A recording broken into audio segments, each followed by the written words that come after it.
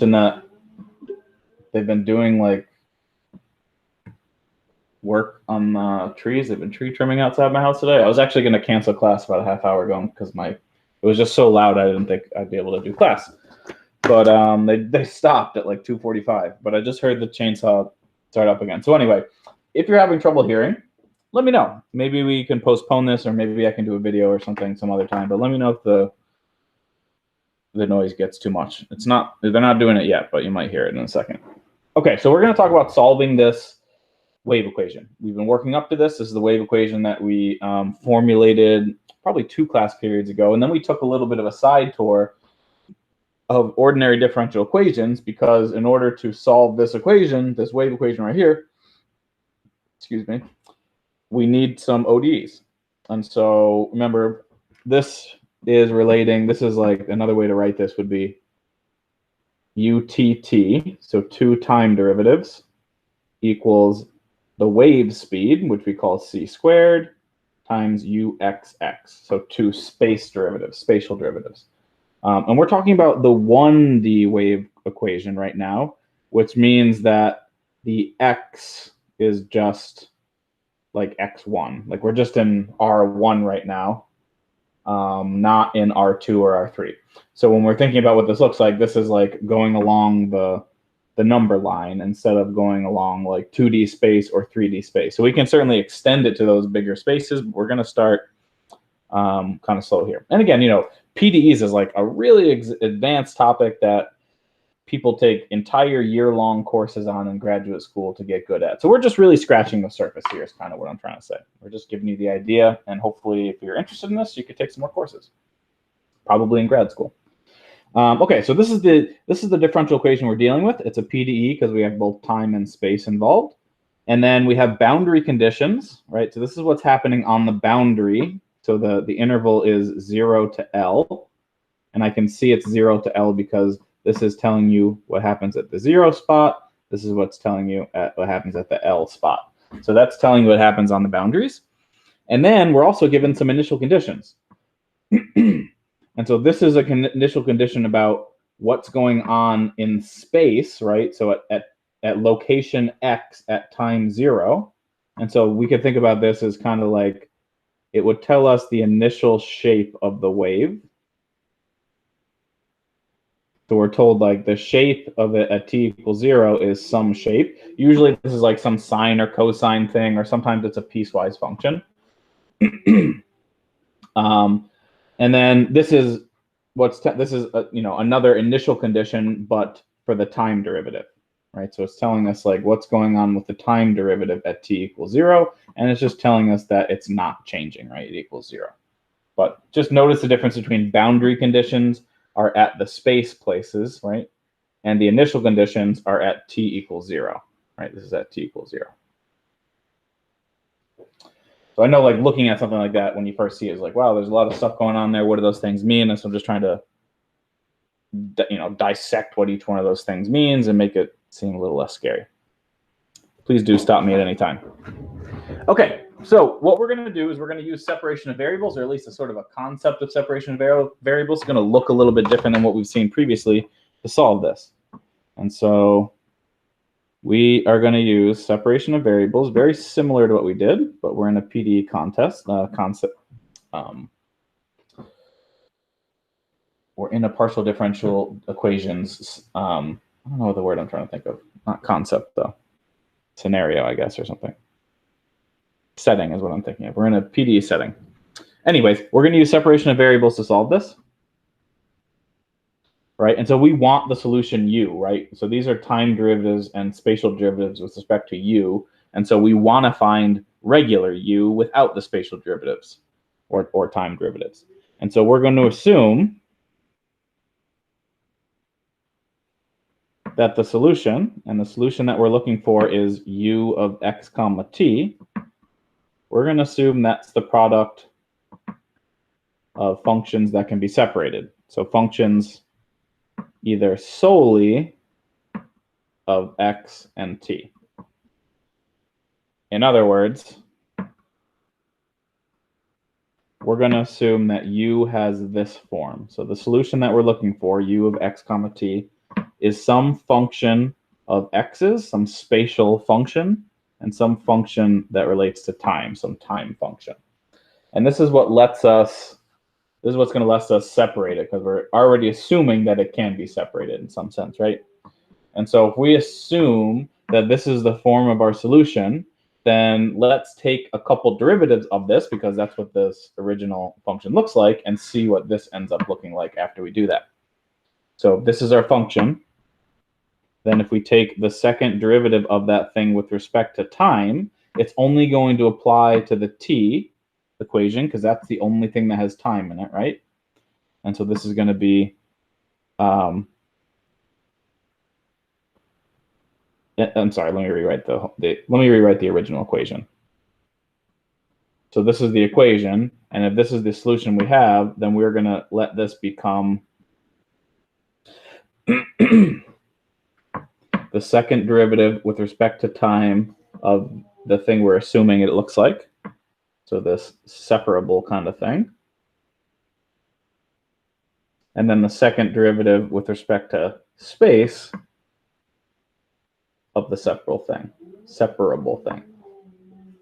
And as I mentioned, since they're in two pieces, if we take a time derivative, it's only going to apply to the thing with t in it, right? And when we take a spatial derivative, it's only going to apply to the thing with space in it. This would be an x, sorry, not in t. Right? In other words, it becomes this. We get x of x t double prime. And let me just drop the subscripts. I'm just going to say x and t now. And hopefully you can stick with me that x means it's the part that's the spatial part, and t means it's the time part. And then here we're going to get x double prime t.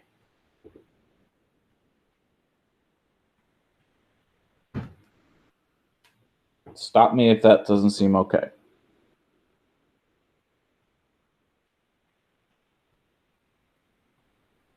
All right. So let's go ahead and separate variables. So when I separate variables, you get all the x's on one side and the t's on the other side. And it could look like this.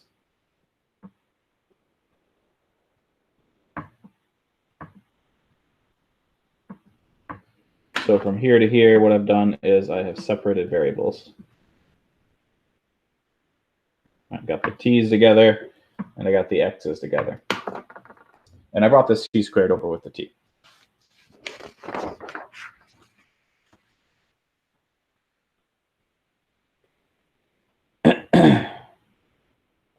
And so what we see here is that on the left side, we've got a function with only time, and it equals the right side, which is a function of only space, right? Only x.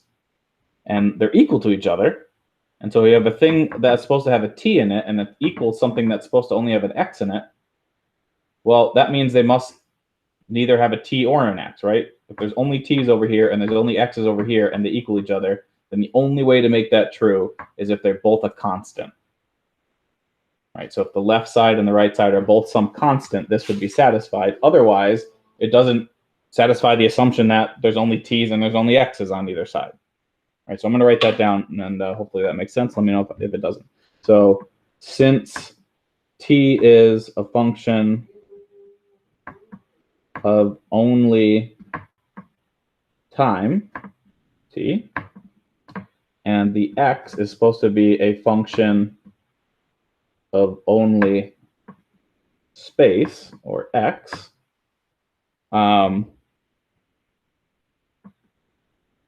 so since this t is only a function of this and x is only a function of that, since I shouldn't have used this first sense. So t is a function of only time, x is a function of only space.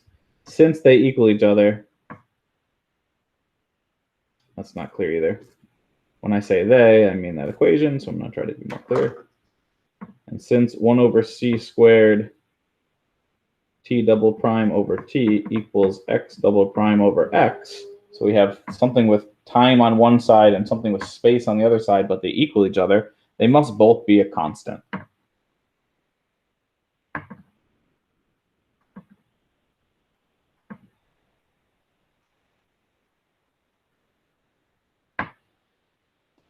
In other words, the same constant.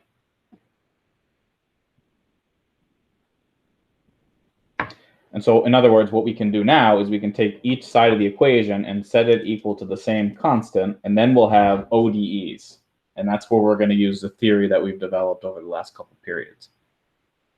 So I'm going to do that on the next page. You can see there's a couple blank pages here. We're going to be working on this for a little bit still. Are there questions about what I've said there so far?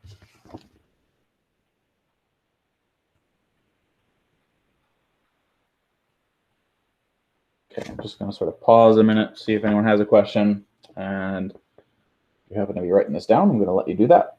Otherwise, I'm going to take this page away in just a second here.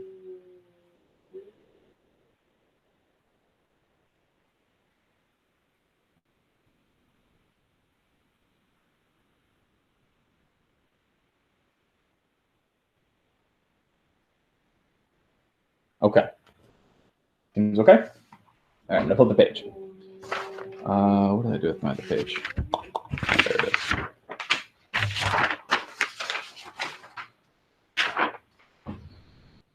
So let's call that constant, right? So both those equations on the last page have to equal the same constant. And let's call the constant from the last page negative lambda. And we're going to call it negative lambda just so this ends up looking like something familiar from the last section, from the Sturm-Liouville section. And so what I'm going to do is I'm going to take each one of these equations, like I said, this left side I'm going to set equal to minus lambda, and I'm going to take the right side and set it equal to minus lambda. And we would get this. So 1 over c squared t double prime t equals minus lambda, and x double prime over x equals minus lambda. And so we get two ODEs now, right? Because the c and the lambda are just constants. And so now in this left one, all we have is time. That's the only variable. And the only variable in the one on the right is space, x. And so we get two separate ODEs that we can rearrange or rewrite like this. This is one of them. That comes from the t. And the other one would be this. And these should look familiar from the last couple classes, right? This is a second order ODE. They're both second order ODEs, but this one's just a kind of a normal second order ODE.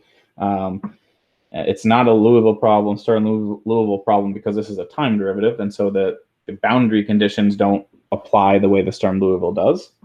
But this one is. So this one is a Sturm. I had spelled it wrong on I was questioning how I was pronouncing it last class. Remember, I had spelled it wrong in the top of the notes. And so this is a Sturm-Liouville problem that we've solved last time. And the way that you solve second order ODEs, we learned 2 classes ago, right? So you solve those by assuming the solution looks like an exponential. So you assume it looks like, I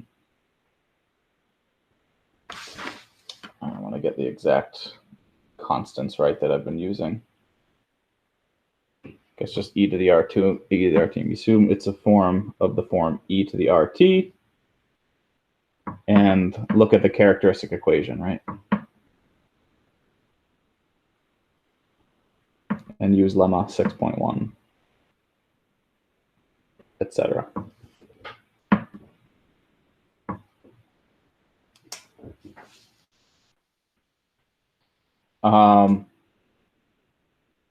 And so I wasn't going to go into the details of those because, again, we actually looked at this one specifically last time, and then this one's not. These ones aren't too bad to solve, right? You assume that it looks like this. You take a couple derivatives, you plug those back in, you get the characteristic equation, et cetera, et cetera. So I think what I'm going to do is just kind of cut to the solution here to each one of these things.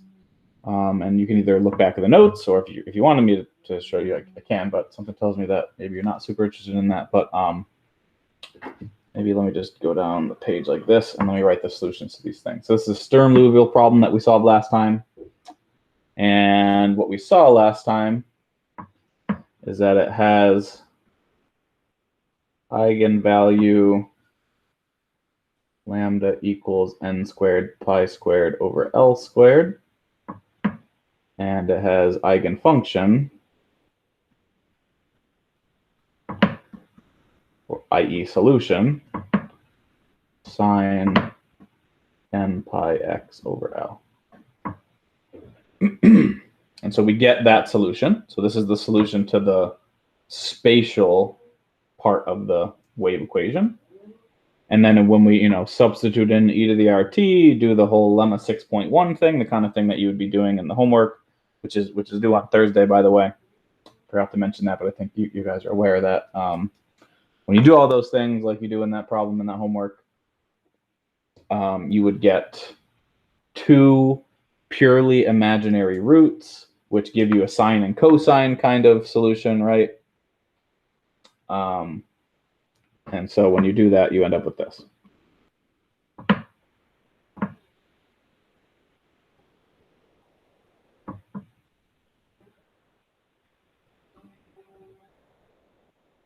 Oops, that should be a T.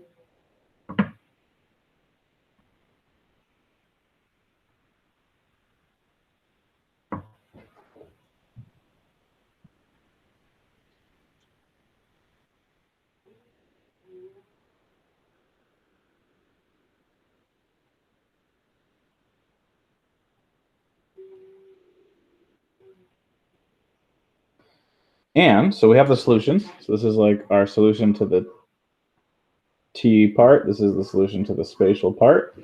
And what we had assumed on the last page was that the solution should be the product of those two things, right? And so we just solved both those things. And so the product or the solution should be what those things are multiplied together. And so from last page,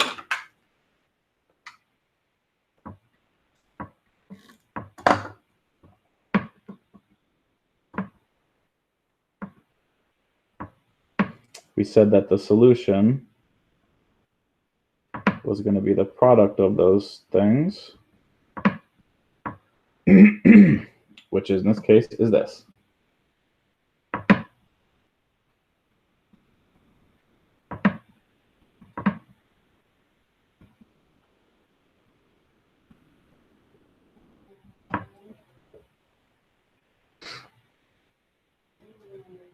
And it's just kind of striking me a little bit, but it hasn't struck you yet. Oh, I didn't finish writing. That's just the T part. What was just sort of striking me was how, if you're not super familiar, if you haven't been following along a lot, this might look really complicated, but also just that how there's so much stuff involved in these problems, like, calculus and doing linear algebra to solve systems to get the coefficients, and doing obviously differential equations to solve these differential equation parts. If you're actually doing this hardcore, like at a very high level, you're also doing some serious analysis usually on this to prove that solutions exist. And so, PDEs really do involve and incorporate so many different mathematical topics. And you really need to be very, very good at all those different things to sort of be on your game, to know what's going on and combine them. Okay, anyway, so here's those two things multiplied together, which we're assuming is a solution. And then there's this principle of superposition that says how if we sum these solutions, it's also a solution. So there's this kind of complicated theorem that we're not going to go into, but basically we can make this an n right here, and then sum this un, and then it becomes a more accurate solution.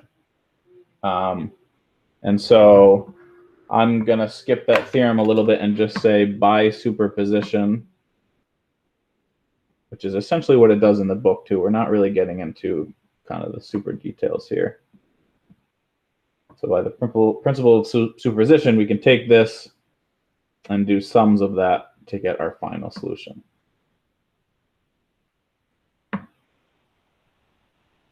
And similar to the Fourier series, the more terms we use, the more accurate of a solution we're going to get.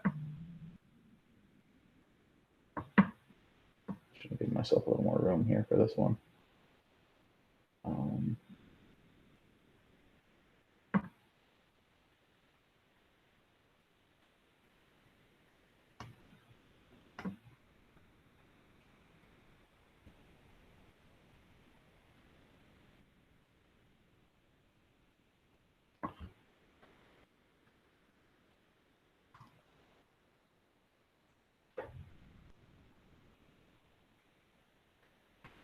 Okay, I'm just going to pause there for a second. We're not quite done. But I'm just going to see if there's a question first. I want to talk about the coefficients, like the AN and the BN is the last thing that we want to do. Question so far?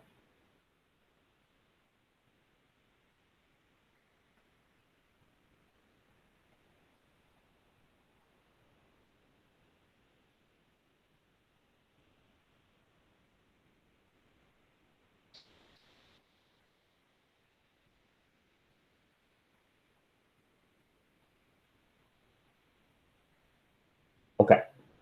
So we haven't used the initial conditions, and that's how we get the coefficients, right? The A's and the B's and those kind of things. And so what we had seen on the first page, what we had this for initial conditions. So the time derivative at 0 should be 0.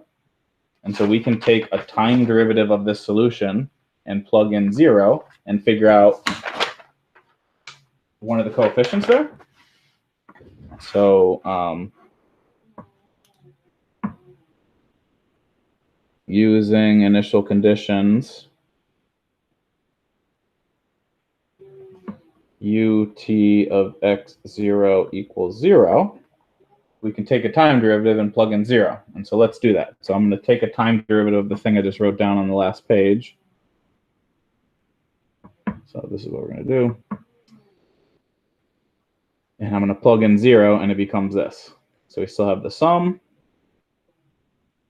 except now we'll have nc pi over L times 0 plus bn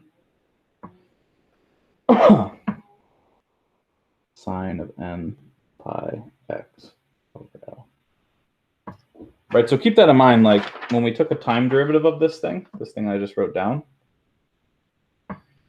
the sine and the cosine here both have a time with it. That's a t, and that's a t. And so you take the derivative of both of those things, but this sign out, this other sign on the end here does not have a t, right? That's just from the spatial part. And so that doesn't come into play at all when you take a time derivative, right? So cosine becomes minus sine becomes cosine, and when you plug in a 0, the sine one becomes 0, and the cosine one becomes 1, which is why this one sticks around. So I'm, skipping a couple steps here, but that's what you end up with. And you want that to be 0 from the condition. And so that implies that bn is 0. And so we lose one of those terms in our solution. All right, so back to the previous page. This is going to be 0, and so that whole term is going to go away. And then we also have the second condition from the first page, the boundary condition. Sorry, this initial condition. When you plug a 0 into the regular solution, you should get whatever the function, whatever the initial shape of the wave is, so f of x. So there's usually some function there. So like, for example, on the one on the next page, the initial condition is going to be sine. Like this is our f of x on the next page. And so we use that to figure out what a should be. And so using u of x0 equals whatever f of x is, we get the following. So we know bn is 0. And so we're going to get the thing on the last page without that part of it. So we'll get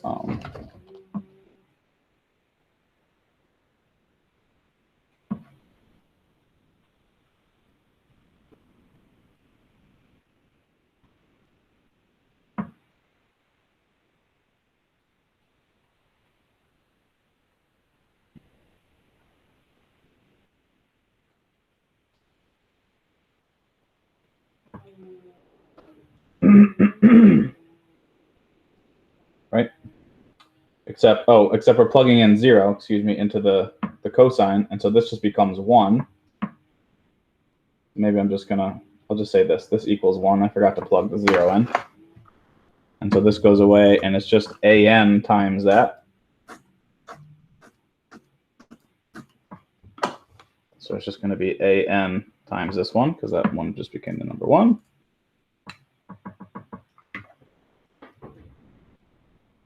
And thus, we get a solution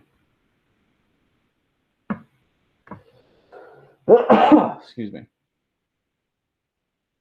And so just maybe let me be more clear. This is the Fourier sine series.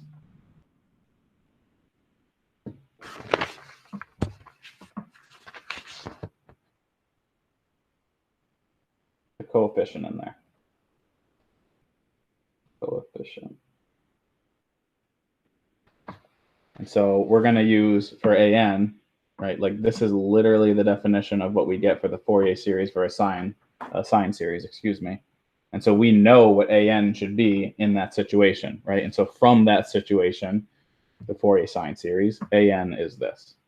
That's why I was calling it an before too, just to be clear, because I knew it was eventually going to be that. And we would just say, oh yeah, I know what that should be. And so we get this for an. And so we can put all those things together to get our final solution. So I'm going to write down the final solution in 1 second here. Can I clarify anything before I slide the page up?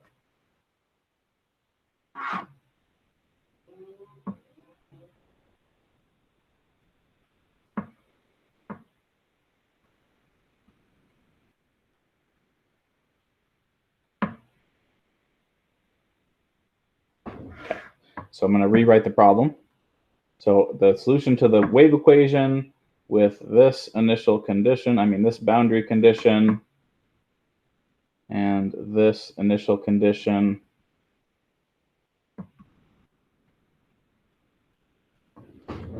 is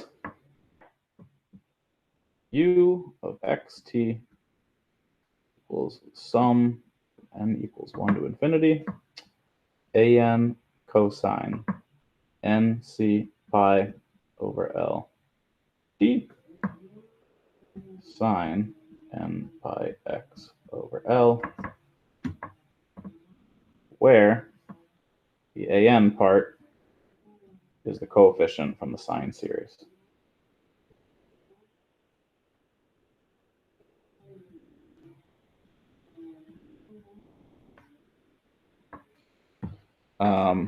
So this is the big takeaway. This is the solution given those conditions. And what changes is this part in problems and the homework and tests, things like that, whatever. This is the initial condition, u of x0. That's the initial condition. So if you're given a problem that looks like this, but the f of x changes, right? You just need to evaluate this integral with a new f of x, which we have like code set up to do already, just to get a new coefficient to put in there, and then this series, excuse me, would be the solution to the wave equation.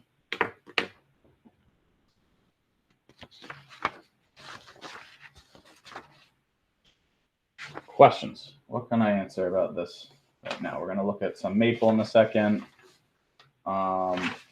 And we'll do some specific examples, look at some simulations, things like that. But are there questions about the solution so far?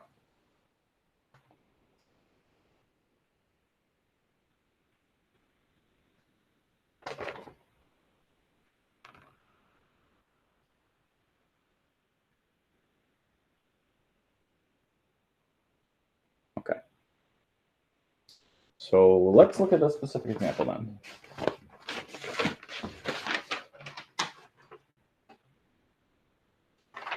So here is the same thing we just saw,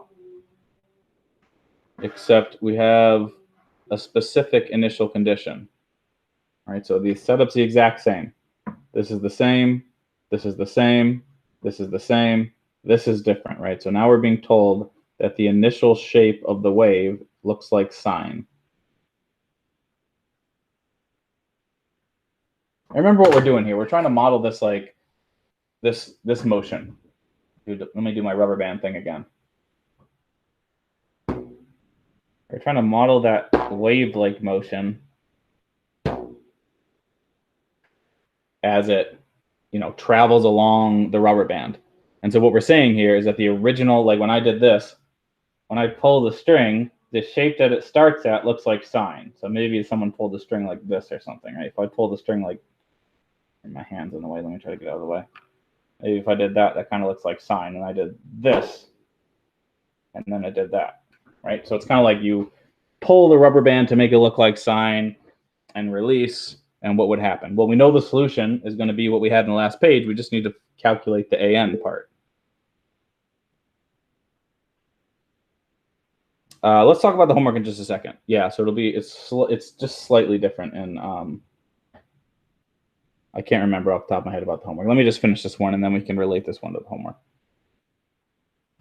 And so in this particular problem, we can use the solution from before.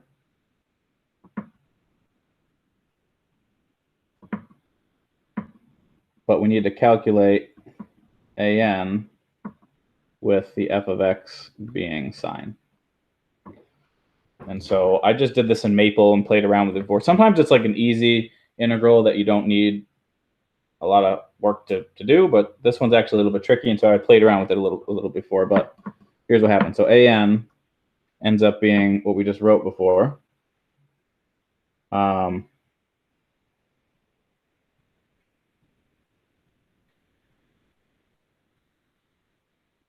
Yeah, so this one, you're right. So let me actually clarify something related to what Bradley was just talking about.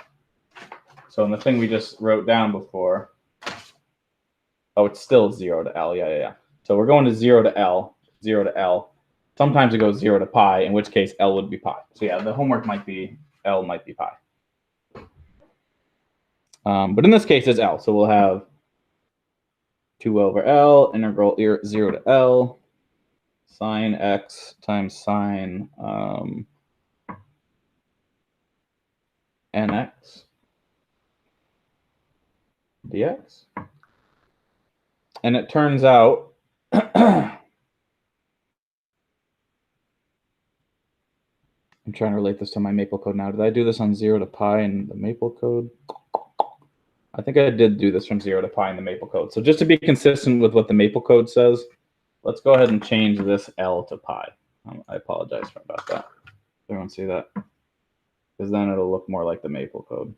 So we're specifically going from 0 to pi, and so L now is pi. So I'm going to change this L to pi and this L to pi. Okay, sorry about that. So anyway, we'll go 0 to pi of those two things. And so it turns out that when n equals 1, so you have sine squared inside there, this integral will equal 1. And when n does not equal 1, it equals 0.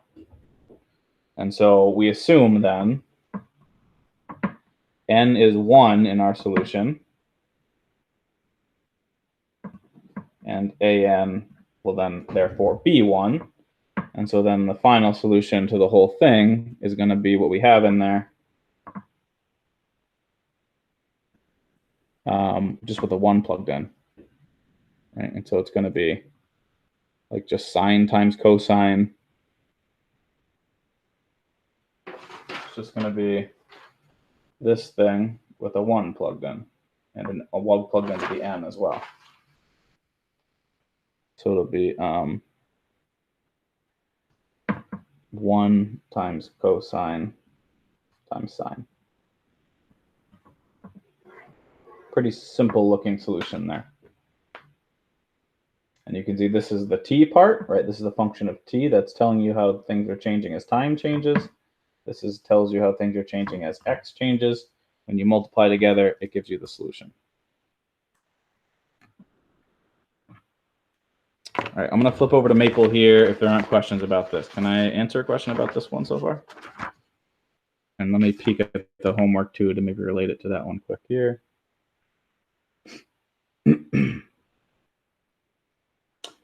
So as far as the homework is concerned, you're going to want to, so Bradley, I'm assuming he's talking about question 3. And what you can do for question 3 is you can use the Maple code and edit it. I know it says show details with respect to the initial conditions, but you can just use Maple to evaluate those things. So I'm going to switch over to Maple right now. If you want to open it up, that'd be great too.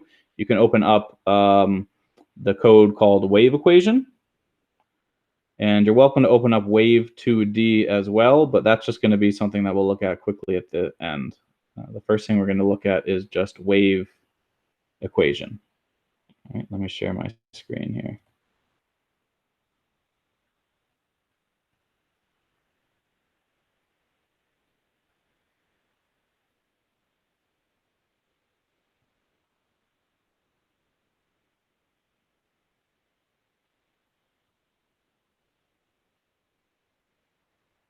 Okay, so you can see that. Great. So here we are solving the solution to the wave equation, like it says, with this boundary condition and these initial conditions. Here I am trying to calculate AN, and here's where I was playing around with it before. So you can see this is the calculation for AN, and where N is some integer. And what I did was, if you plug in a 1 into N, like this, like it is right now, and you evaluate it, you can see you get the number 1. But if you plug in any other number, like 2, for example, 12 or whatever, you're going to get 0. And so there are some tricky trig things you can do to evaluate that integral, but there's just kind of showing you that you get the thing that I thought you would get. And so that means that you get this solution. So this is just showing, writing down what that solution was that we just wrote down a second ago. And here's kind of a cool thing that you can do to animate it. And so I think I actually need to run the whole thing. Let me run the whole thing. The animate part usually takes a second, although that one was kind of quick. And so what this is doing is it lets us watch a video of the wave equation. Oops, it's still working down here. Let me give another second to finish working. Okay, so what it's doing, this animate part, is it's plotting the thing that we defined as u, which is the solution, and it's plugging in x between 0 and pi, and then it's plugging in t between 0 and 2 pi. And so it's doing each one of these x values, but letting them develop over time. And so you can see it's giving the initial wave here, and this is what sine looks like, right? So it's giving the initial condition of sine. This is what sine looks like between 0 and pi. And then if you press the play button up here, does everyone see that play, start, resume thing? I'm kind of showing up in the left-hand corner here. It'll cycle through what the wave looks like over time. And you can see t is developing right here as it goes. Right, so that's, again, it starts at t equals 0. And if we're just kind of looking at one piece of the string, right, between 0 and pi, for example, or one piece of the rubber band, that rubber band would do this at that one piece. And I wonder if we kept going here, what if we did 2 pi and developed that? See what that looks like. Maybe we'd see the oscillation thing happening.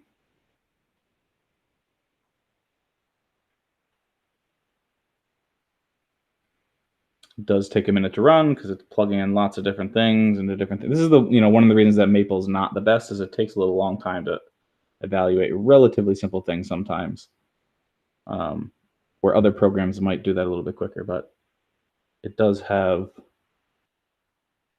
in my opinion, a nice interface compared to some other programs. This one does seem to be taking a little longer than I would expect.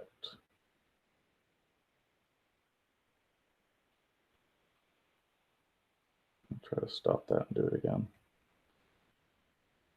Okay, that did it really quickly that time. I don't know why that took so long.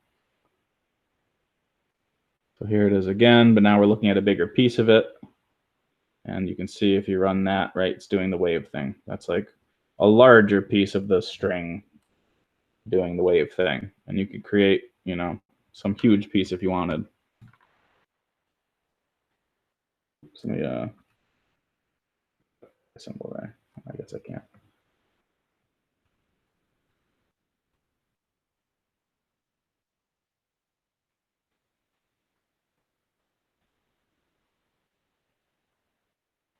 Let's do that.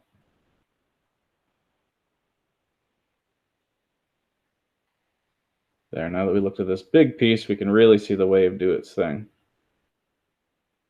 Again, that's what it looked like. I mean, essentially, when I did the boingy thing with the, whatever you want to call it, the rubber band. That's about this part.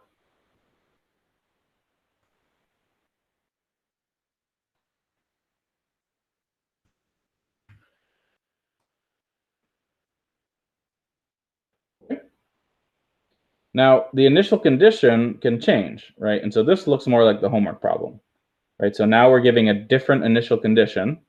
So we're just changing the f part, right? So instead of this, instead of the sine, the initial shape of the wave being in the shape of sine, we can make it any shape. And so this is like making the initial shape a piecewise function, which we're familiar with now.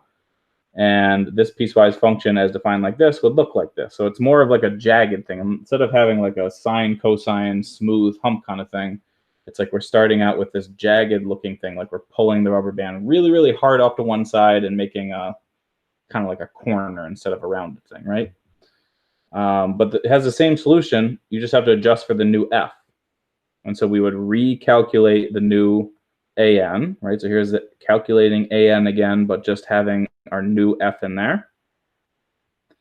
And then this would be our new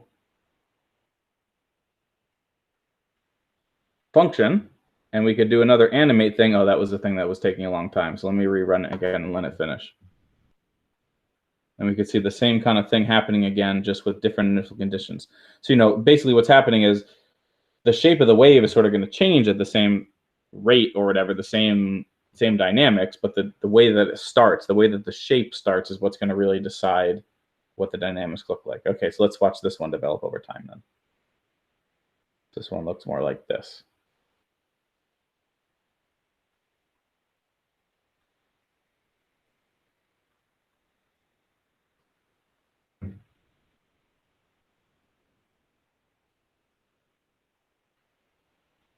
And so for the homework problem, you can just use this code and think about what would change. It would basically just be changing this piecewise thing in the homework because you have a new additional condition, and looking at what the solutions to that would look like in that case.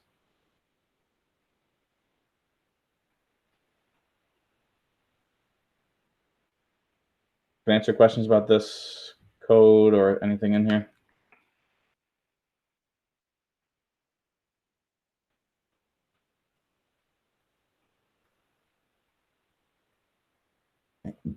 Excuse me.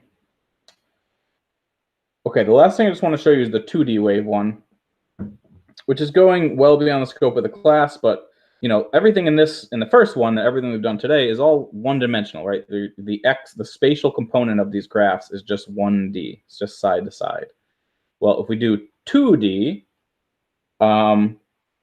we can start to see some more interesting things, or even 3D, it actually starts to really look like a wave. So this is a similar kind of setup where we're setting up initial conditions and things like that. I'm not going to go into detail here just because we're not touching on expanding this, but just to give you an idea, we can come up with similar kind of things, similar kind of animations that show what happened to a wave in three-dimensional space, right? So we have similar kind of thing where we have an initial condition, but the initial condition is three-dimensional, right? And then when we solve these integrals, kind of to the point that I was talking to Danny about recently, the integrals are going to be like triple integrals now and things like that. So everything extends to higher dimensions. It just becomes more complicated. But anyway, you can get cool looking solutions that might look like this, right? Where you could imagine this is like water, right? This is a wave. This is a real legitimate wave. And perhaps you start at t equals 0. Maybe this reminds me of one of those things where you're like in the water and you have your hands underwater and you like throw your hands up out of the water and it kind of like makes a big thing. And then when you did that,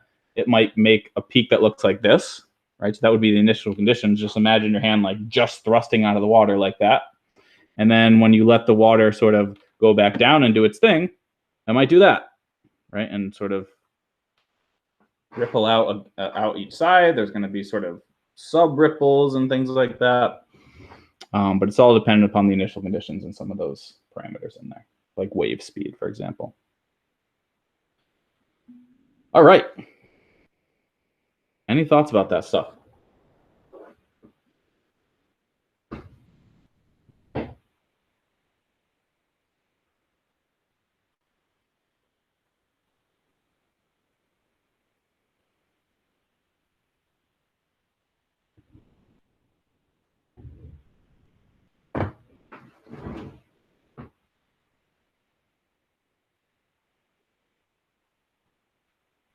All right, I'm going to stop presenting here.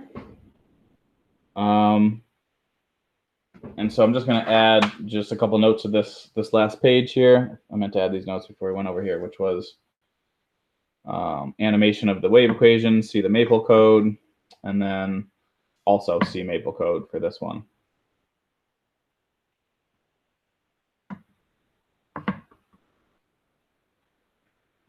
All right, so we did both of these kind of things in that same maple code. I'll just write down the maple code in case people want to see that who aren't here.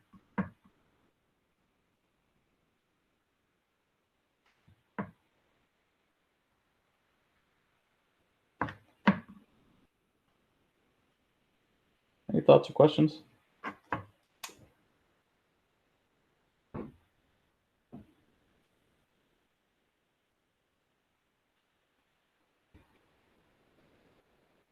Okay, so again, the final's out there. I'm around for questions. The last homework's due on Thursday. Your final grades are up there. Do with them what you please, and I'm happy to stick around and help as much as I possibly can. You know, the final exam, I really cannot accept that late. And if for those of you, I don't think anyone in this chat actually this applies to, so I'm just not going to say anything. Maybe if you're watching this video, I'll accept any work until the last day of classes, until the 13th. Including the final exam. Passed, and I mean like the final exam's got to be in on the 12th, but like if you wanted to hand in a late homework or something by the 13th, I would accept that. But again, that applies to just people who might be watching the video. All right, I'm going to stop recording.